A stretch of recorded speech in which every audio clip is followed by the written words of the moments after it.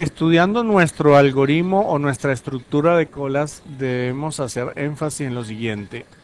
Una cola pues se maneja a través de arreglos o también podría implementarse a través de memoria dinámica. Sin embargo, a nivel de microcontroladores no tiene mucho sentido implementar sistemas con memoria dinámica y la razón es muy simple. Es que generalmente el proceso es controlado a través de un solo main y las instrucciones se ejecutan una tras otra. Generalmente cuando uno usa memoria dinámica tiene justificación cuando tenemos multiprocesos, donde cada quien maneja la memoria o cada proceso maneja la memoria, digamos, de manera única. O digamos que todo el sistema que maneje los procesos es capaz de administrar la memoria. En esos casos sí tendría sentido. Entonces, por esa razón nosotros definimos arreglos. Digamos que los arreglos son más fáciles de entender que memoria dinámica, que se hacen donde se hacen colas a través de punteros que apuntan a direcciones de memoria y que están enlazados mediante un sistema de colas. Digamos que con arreglos es más sencillo la implementación. Bien, ya hablamos en el ejemplo anterior que tenemos una instrucción, una rutina para inicializar la cola, tenemos rutinas para incrementar los punteros, rutinas para chequear si la cola está vacía, si la cola está muy llena o está full. Chequeamos, por ejemplo, o sacamos información a través de una función que se llama pop, una función que se llama push. Nosotros estos nombres, simplemente por curiosidad les explico que el pop y el push lo utilizamos simplemente pues para que la gente no se confunda cuando busquen los libros o la documentación, que normalmente los libros le hablan sobre estos nombres de funciones, pero esto se hubiese podido llamar, por ejemplo, sacar, en el caso de esta rutina, y en este caso meter un dato a la cola. ¿Ok? Simplemente los nombres de push y pop es por compatibilidad con la documentación que ustedes puedan encontrar sobre estructuras de datos como las colas en inglés.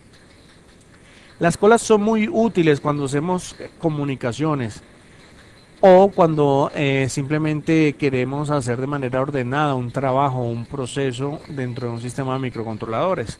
Tienen su justificación por la simplicidad de crear. Fíjense que aquí en menos de 100 líneas tenemos todo el sistema de colas implementado y es muy útil.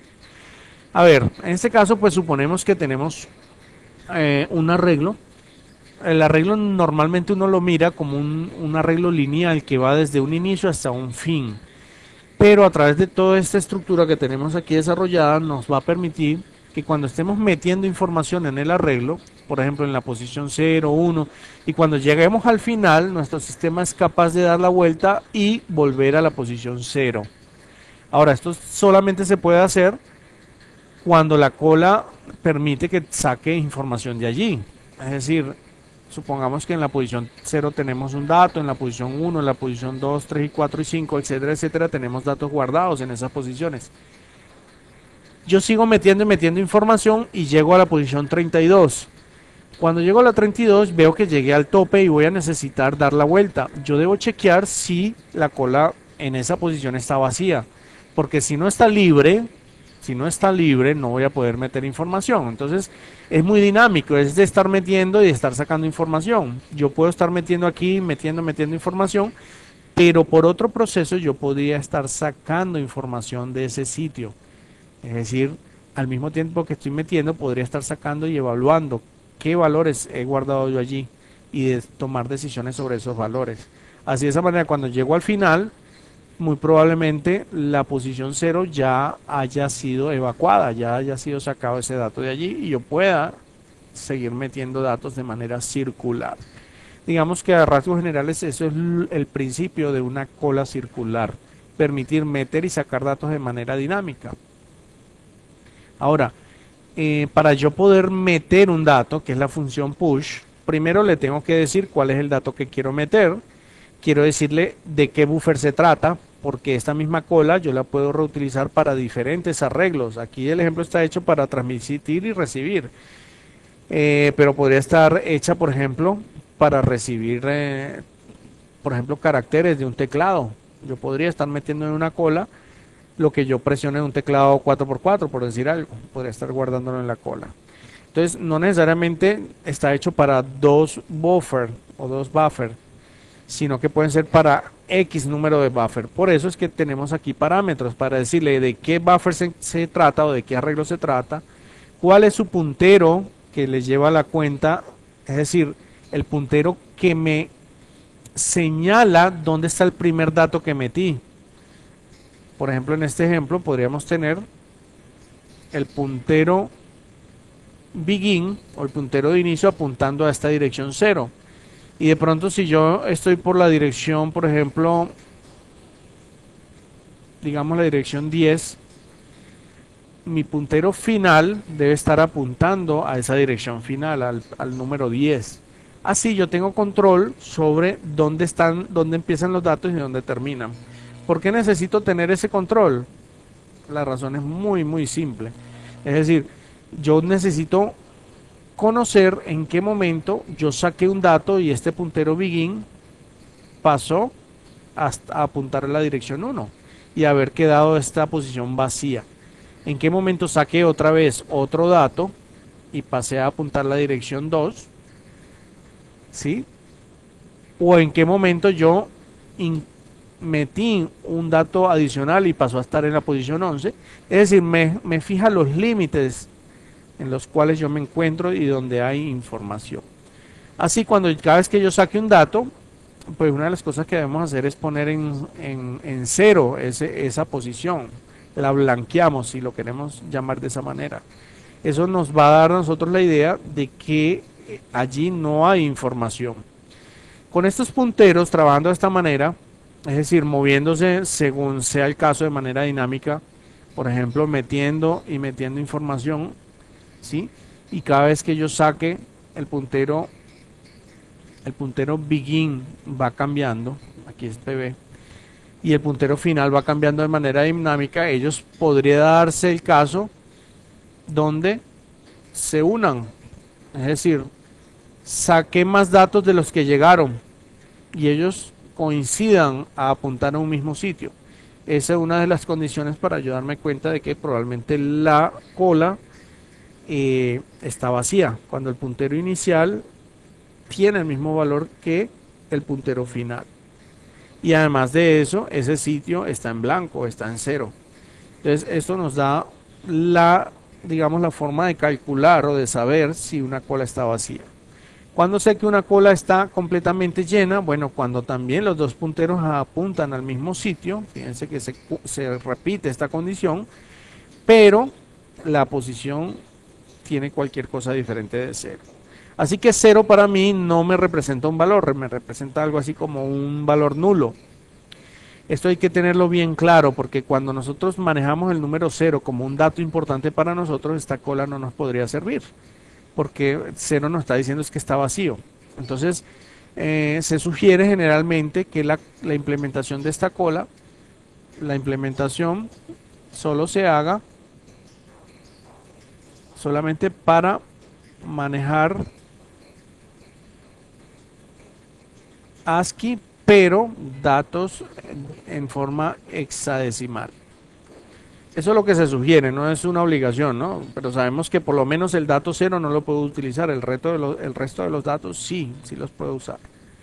Entonces es una forma de saber cuándo algo está vacío y cuándo algo está lleno. Observemos que esas son las condiciones para yo hacer push. Por ejemplo, chequear, porque si la cola está llena o está full, yo no puedo hacer push, yo no puedo introducir datos acá, no lo puedo hacer. Solamente lo puedo hacer cuando la cola no esté full, o sea, es decir, al menos haya un espacio para meter ese dato en el puntero final, que es donde yo quiero meterlo. Aquí llamamos a la instrucción incrementar puntero. Esto lo hacemos más que nada para ahorrar espacio. Es decir, prefiero llamar a la rutina y pasarle como parámetros cuál es el puntero y cuál es el valor máximo.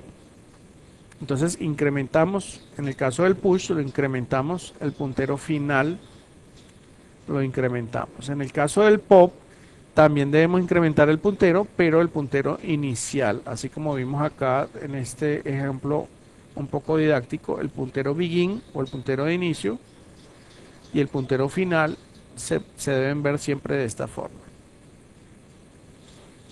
Entonces, si voy a introducir datos, en la posición final es donde voy a meter ese dato.